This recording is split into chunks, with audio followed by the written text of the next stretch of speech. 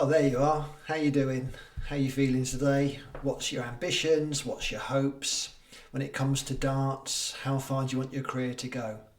So I'm Bill Stevens and I'm here to just offer you a few hints and tips on using acceptance commitment therapy to give you a pathway of improvement. And there's three main parts to this. Let's get better, be better, and do better. So one of the things about change is that in the short term it's tough. Anything in life that's worthwhile is of course a struggle. It's difficult. Think about anything in your life that you've done that when you look back on it and think that was hard graft, but I really appreciated it afterwards. It was worth the struggle. And anything in life that's really worthwhile tends to involve a bit of suffering as well. So why might you do this? And if you're asking yourself, in my long-term future, there's a version of me that I want to invest in. Maybe it's my health, physical health, mental health. Maybe it's my ability to have a long career in darts, to compete at higher levels, to improve, but also to stay there, to be consistent. Maybe it's to reduce inconsistency.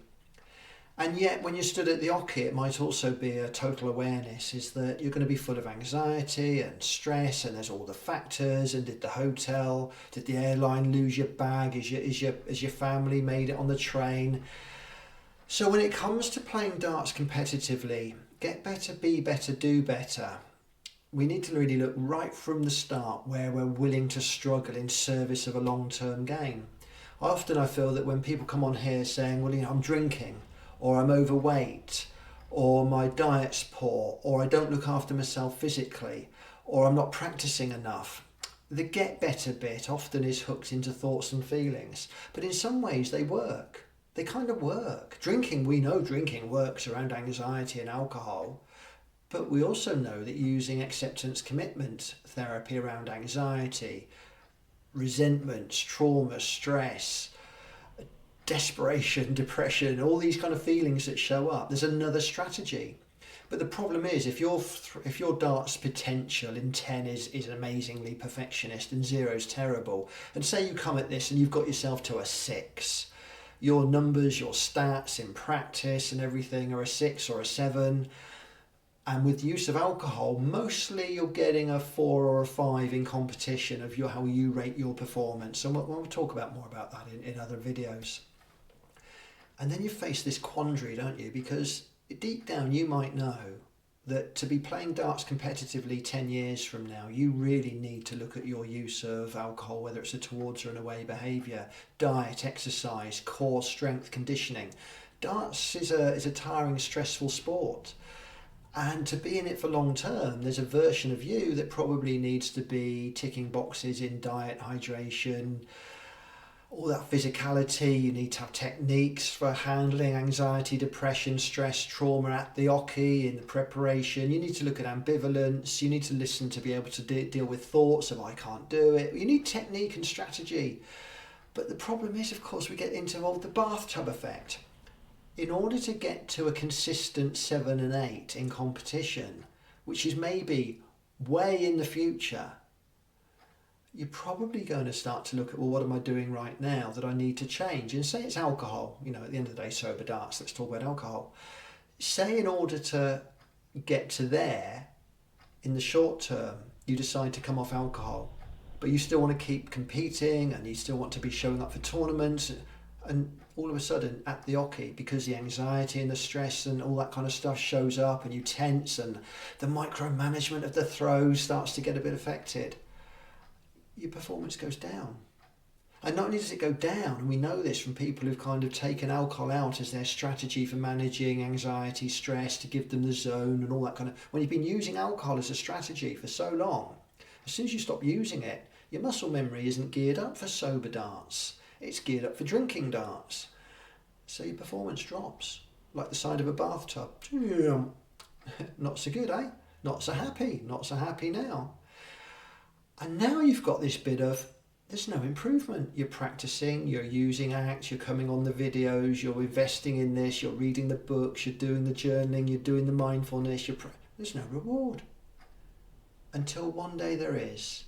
And just all of a sudden you start to, your practice is still at that level because you don't practice under the influence of alcohol, but you're practicing. But now you start to, because you've got to expose yourself to the tournaments. You can't hide, can we?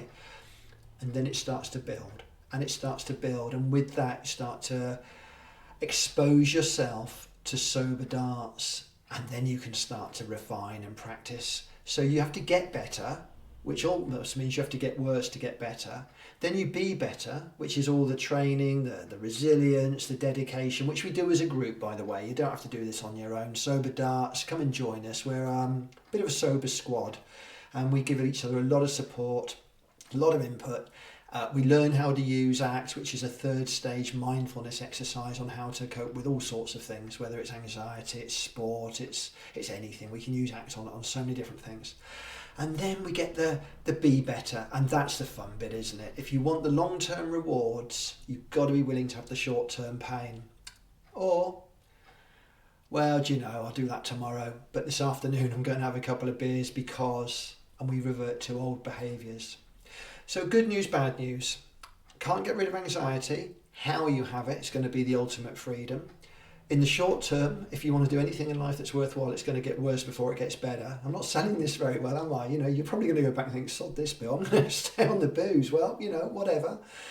But for those of you that genuinely want to look at your use of acceptance, commitment therapy, ACT, rather than alcohol, around anxiety, anger, trauma, stress, involved in elite competition, and deep down you know it's the right strategy for a long-term career which will pay you more. Health and wealth. This is a health and wealth program for darts players who want to compete and improve. And all you've got to do is bring the talent, the determination, the ambition, the application, the resilience, the talent, and then just be the serenity just to have a go at it.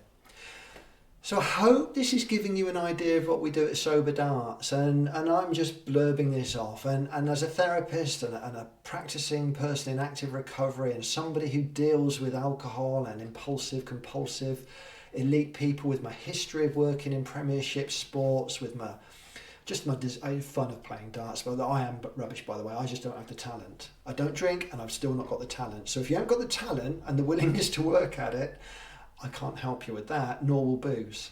We still have to show up, don't we? I'm going to keep adding videos to this. This is my first one. It's June the 2nd, 2022. I'm not really going to edit it. I'm not going to do all the fancy YouTube stuff. I'm just going to hope that if you like it, you share it, you talk about it, make comments, like it, subscribe it, all that kind of stuff. I'm not there yet at YouTube. I don't really want to be a great YouTuber. I just want to be able to help you, darters, people who want to throw darts, those individuals with desire and determination, the ones with the dreams. They're the ones. I want to help you do that. I'm somebody who just likes your success, and I look forward to hearing from your comments. And then again, and the next one is, can you leave some questions? That would really help me, because I'm looking through, I've got all the psychology, the mentality, the knowledge, and I sit here and I just think, what do people want to know? How can I help them?